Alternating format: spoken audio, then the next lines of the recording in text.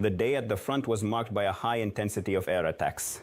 The enemy used a record 77,976 kamikaze drones and dropped 246 guided aerial bombs. In total, 124 combat engagements were recorded. The fiercest fighting was in the Pokrovsk direction, where defense forces repelled 22 assaults, and in the Huliaipol direction, where defenders fought off 15 enemy attacks. Details in our report. In the Kharkiv region, the Ares Artillery Reconnaissance Unit of the 57th Motorized Infantry Brigade, named after Kostya Hordienko, is eliminating enemy artillery. Even targets that the enemy tries to hide deep in the rear, believing them to be out of reach, come under precise targeting. Minus the guns, minus the ammunition, minus the enemy's ability to strike our positions and cities. The brigade has found a new use for unmanned ground systems. And these are not just logistical and fire support tasks, but also the transport of prisoners from areas of intense shelling, so as not to expose Ukrainian soldiers to unnecessary risk. The fighters from the 115th Separate Mechanized Brigade are methodically clearing the sky of enemy lightnings, working intently as interceptors with no room for error, because every drone poses a real threat. Watch out, grenade! Get down! Meanwhile, another unit is destroying enemy assault troops on the ground. The soldiers discovered the intruders in the basement of a house. That's where they left them forever. We quietly gathered ourselves, entered the building into the little dark spot, and then ran back. The Kupiansk direction remains difficult, but thanks to the effective work of the UAV operators from the 116th Mechanized Brigade, the enemy is losing equipment, and therefore, their capabilities are diminishing. Drone pilots from the 63rd Brigade continue to destroy the Muscovites in the Lyman area. While the enemy tries to amass resources, our defenders are reducing their potential even before the Russians get close to our positions. In the Sloviansk direction, the enemy is advancing from three sides toward the village of Zakitne. Recently, several small enemy groups managed to cross the Siversky Donets River over frozen sections and infiltrate the area between our positions.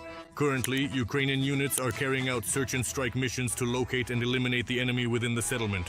Russian troops are also advancing from the direction of the Serebryansky forestry and are using the lowlands as cover.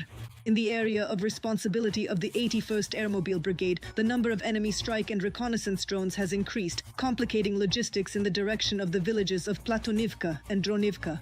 In the area of the settlements of Bondarny and Nikiforivka, operators of the 30th Mechanized Brigade are working with drones day and night.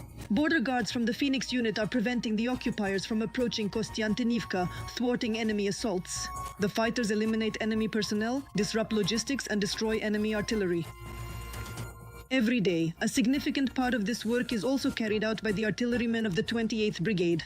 Their actions are spoken for by the salvos of their guns, which constantly increase the numbers in the General Staff's reports. From the battlefield, from damaged routes, equipment often returns out of order, and then its path leads to the Repair and Recovery Battalion.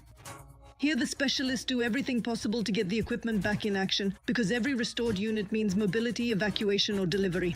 At the moment, as you can see, a medium repair is being carried out on a fuel tanker based on the Ural 4320. Heavy fighting continues in the Pokrovsk direction.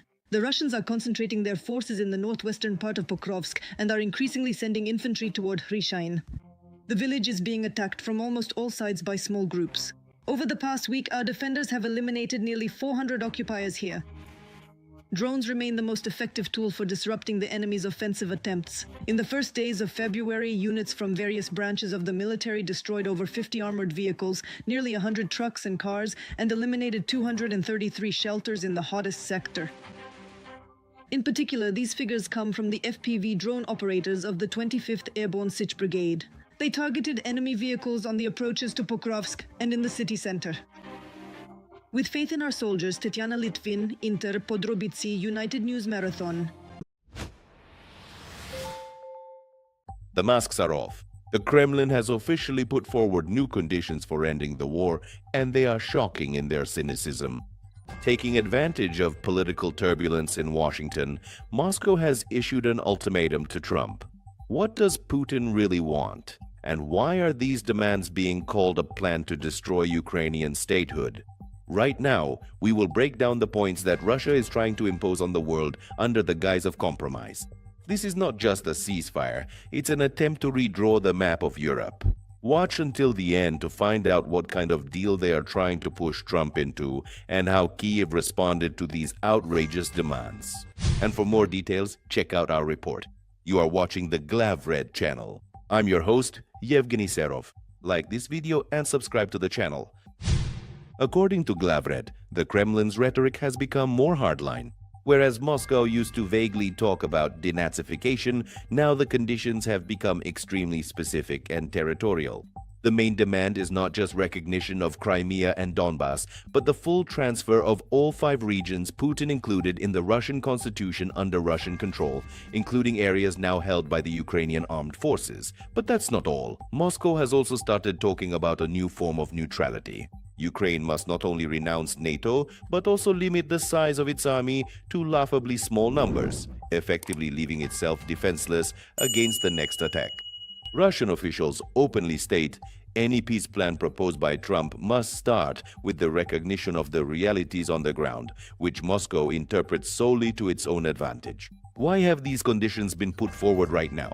The Kremlin is closely monitoring statements from Trump's team, and by mentioning his name, Russian politicians are trying to create the illusion that everything has already been agreed upon with the new White House administration. However, as Glavred notes, this is more likely an attempt to raise the bar ahead of possible negotiations. Russia wants to show that it will not make concessions and demands the lifting of all sanctions as a mandatory condition for peace. Essentially, Putin is offering Trump a deal. The United States acknowledges the West's defeat, and Russia promises to consider a ceasefire. This is a direct test of Trump's resolve. Will he swallow such a challenge or respond even more harshly? In Kyiv, these new conditions are viewed soberly. Zelensky and the Ukrainian Foreign Ministry have repeatedly emphasized any trade in territories is a path to a major war in the future. Moscow's terms are not peace, but capitulation. The Ukrainian armed forces note that while politicians in Russia make loud statements, meat-grinder assaults continue on the front lines. Russia is trying to seize as much land as possible before diplomacy enters an active phase. The article emphasizes the Kremlin's demands are absolutely unacceptable to Ukrainian society, and any attempt to impose such a peace could lead to an internal explosion within Europe itself, which is not ready to see Russia as the victor. The Kremlin's newly proposed terms are a strategic trap for Trump and a death sentence for global international law. Moscow wants everything at once, hoping for the West's fatigue. But history teaches us appeasing an aggressor always leads to disaster. What do you think? Will Trump accept Putin's terms, or will he propose his own, much tougher scenario? Share your opinion in the comments. We read everything. Like this video so that as many people as possible can see it. And be sure to subscribe to the channel. We are carefully following every single move in this big game right now. A sensation from global media, Ukraine is preparing for elections in the midst of war. Right now, international media are discussing insider information that Volodymyr Zelensky intends to announce the election date as early as February 24th, on the anniversary of the full-scale invasion. Is it actually true that the White House has given the government in Kyiv a formal ultimatum? And why exactly did Ukrainska Pravda rush to deny it so quickly? Today we will break down what is really behind these strategic information leaks, and when Ukrainians will actually head to the polls for the next election. Watch until the end. This plan could change the course of the entire war. And for more details, check out our report. You're watching the Glavred channel. I'm your host, Yevgeny Serov.